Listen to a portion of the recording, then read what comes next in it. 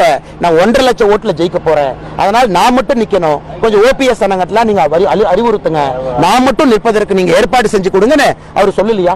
ஏதோ எடப்பாடி பழனிசாமி அவர்கள் Erode by எலெக்ஷனுடைய secret அவர் சொன்னார்ல, ஈரோடு பை எலெக்ஷனுடைய சீக்ரெட் அண்ணாமலை தெரிஞ்சு இந்த மாதிரி பேசுறதை நான் கண்டிக்கிறேன்னு சொல்றேன். சீக்ரெட் நான் சொல்றேன், சொந்த ஊரு, என் சொந்த ஊரு, அம்மாவுடைய ஊரு, இந்த ஊர்ல நான் பிறந்தேன் அப்படின்னு ஈரோடு பை எலெக்ஷன் என்ன.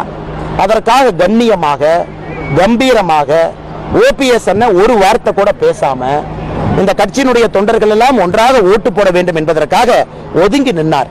அவருக்கு என்ன மரியாதை நீங்க கொடுத்தீங்க? அவருக்கு என்ன மரியாதை கொடுத்தீங்க? இப்படி சொல்லித்தானே ஈரோடு பை எலெக்ஷன் நீங்க எத்தனை வாக்கு வித்தியாசத்துல தோத்தீங்க? எத்தனை வாக்கு வித்தியாசத்துல தோத்தீங்க? எவ்வளவு ஆயிரம் வாக்கு வித்தியாசத்துல தோத்துட்டு இன்னைக்கு ஈரோடு பை எலெக்ஷனுடைய உண்மை அண்ணாமலைக்கு தெரியும், தெரிஞ்சும் சரித்திரத்தை திருத்தி பேசுறாருன்னு எடப்பாடி பழனிசாமி அவர்கள் சொன்னதை நான் கண்டிக்கிறேன். எடப்பாடி பழனிசாமி அவர்களுக்கு என்னுடைய கண்டனத்தை நான் முதல்ல தெரிவிச்சுக்கிறேன்.